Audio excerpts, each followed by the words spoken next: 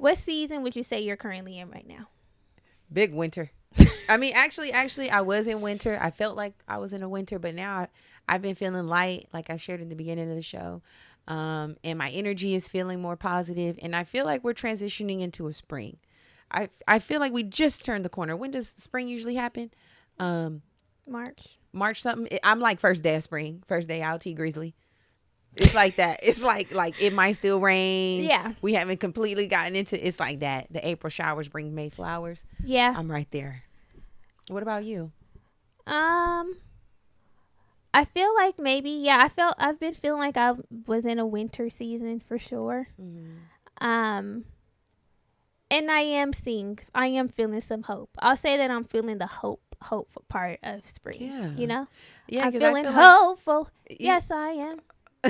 Hopeful. even our conversations have been more progressive and more positive, more glass half full. Like, oh, this is something else that we can do. This is something else that we can explore, and not limiting ourselves. The new ideas are definitely pouring in. Yes. I feel like, and I'm like, yes, the girls have just that new energy where it's like, I feel inspired again and motivated again and ready to do whatever the next thing is. I know, because when I was really in the thick of winter, I just felt like completely defeated to the point where, because I'll make a circumstance my everything. I will. That's my toxic trait. I was feeling like, fuck it. This may be the end. Yeah, you I always said come that around more. and say that. You be I like, said that more do than we once. want to do this? I'm like, Is this it? you know why? Because I was like, maybe I also had the tendency, if I don't feel like I'm doing it the best or like, at the highest potential, I feel like it's not even worth doing. And that's not true. That's not right to feel that way. Because But also that's how I feel. I know, but I feel like sometimes you're, again, basing all of the whole tree off the current season. It's like, girl, we're doing the best that we can do in this season. I know. We're doing the best that we can do in this season. And later on in the show, when we get into the tips and tricks, you'll understand that there's different things that you have to be doing in different seasons. It can't always be a WWWWW. Like, nigga, sometimes you got to just take yourself off the field. Yeah. Get on the bench. Get on the bench. Even LeBron don't play the whole game. A bar. You feel me? Like, you gotta go sit down, rest, recover, take a few swigs of water, then you get back in. And that's what I'm saying. There's seasons and everything. There's seasons in sports. Exactly. It's an off season. It's an on season. So I don't know why I feel like the season of my life always has to be on. Yeah. It's not sustainable. It's not sustainable. No, it's not realistic either. It's not realistic. I mean, Beyonce, let's look at our queen, right? It's like she takes however much time she needs to really get in her bag, get the music, collab with the dream, drop some hot shit. Then we get to consume the music. Then she goes on tour. It's like a process. It's a process. So how do you personally handle uncomfortable seasons? Not good. Easy ones? Yeah. I find ways to try to escape the season, make it shorter than I want it to be. Which is not possible. It's not, but I do it. And in the end, I end up fucking myself from the front and the back because I often can prolong the season. You can't shorten them, but I do think you can prolong them. Like, you can make them longer than they need to be by not just accepting where you're at in that moment and navigating through it. Like I said, I'm not good with discomfort. I'm not good with it. I'm like, oh, hell no. Let's hurry up and get out of this. Let's go entertain something I shouldn't be entertaining. Let's participate in some escapism, some distractions, because I don't want to be in this season thinking that I'm helping myself when I'm doing the opposite. So that's how I do escape. I practice escapism. Up until recently,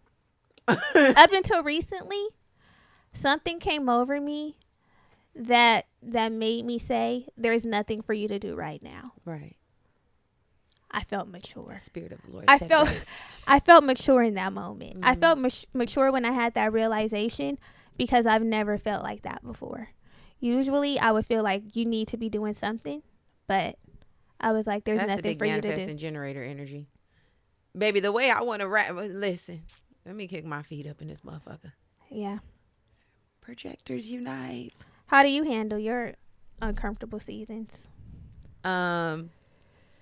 I feel like I will sink into it like a little mini depression, a little mini defeat as well, and just kind of be like, damn, this really sucks. I'll kind of give up, wave my white flag, like, Yeah.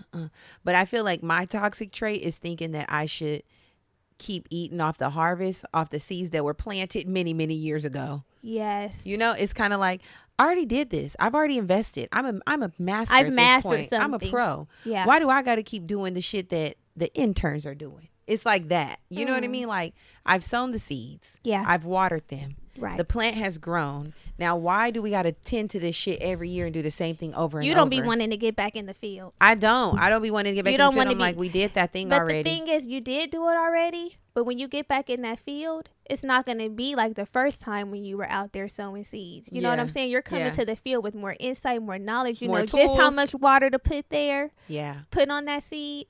So you might reap that harvest a little quicker this time. It might not take all those years that it took to reap the first harvest, but we don't even be wanting to get back in. No. We drag our feet. I literally just want to keep going back to the plant and pulling the cherries off. That's what I want to do. I'm like, we got to stay right here in this moment. Keep bringing fruit. Keep bearing fruit, tree. When it's just not realistic. It's not practical. But yeah, that is true. Like, I don't want to do a new thing. I hate that. I know. I'm like, dang, we got to do it again. Right, we got to do something different. And it's like, yes, you do. I know. You do have to do it again. Yeah. You do. Okay, so that's how we handle the uncomfortable ones. But what do you feel like is a way that you've handled one of your seasons well? Like, you can look back on your life and be like, I did that shit. I did it. I feel like there's a few times, like, personally, grad school. Like, I feel like after that was done, I'm like, I ate that. I like, bitch, what? I ate it. It's done. No crumbs. You felt like you moved through it with grace. Yeah, I feel like I felt accomplished. I didn't have any, like, too many setbacks. It was just kind of like consistent. Boom, boom, boom, boom, boom. I didn't feel too overwhelmed or stressed during grad school, which is great. I think from a business standpoint, initially being recognized and like signing our Spotify contract and like really embracing the success that we had and going to New York for our billboard, like that was something that we never did. And typically when we have a win, we'll just take it, you know, put it on the shelf and then keep pushing, like keep doing what it is that we're doing, the day-to-day stuff. But I really think that we were really great about acknowledging how much work we put in, how far we had came, and celebrating ourselves and, you know, sharing the good news with our family. Because sometimes it just stays between Brittany and I. It does. It'd be like, a couple of text messages and then like, what's next? What's next? What's next? I will agree with that one. I feel like we handled that summer really well, which some people may think is easier to handle.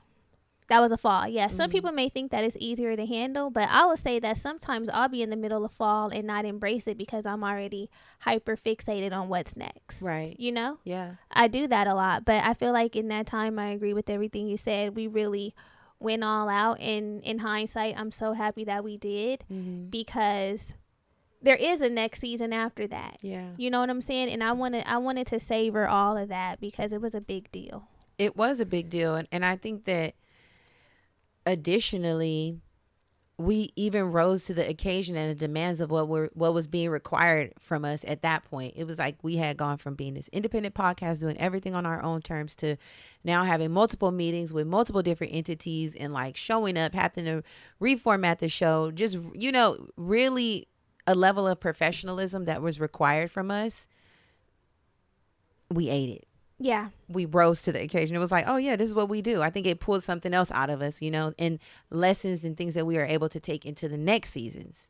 So yes, the girls ate that up. We did. I want to get better at eating up the. Oh. I want to get better at eating up the winter. Yes. Yeah. Because winter be eating me up. I'm like, hold on. Why you got? It's giving White Walker. Why you got me in your belly? Why you got me in your belly? And I had listened to this sermon from Sarah Jakes Roberts talking about loving your life. Mm-hmm. And she said that loving your life is not always hard. But we have to love our life no matter what season we're in, you know? And I want to find ways to love my life regardless of if I'm in it. Did she say it's not always hard or it's not always easy? I mean, sorry, it's not always easy. I'm like, okay. Maybe it's not. It is. It could be, or it is.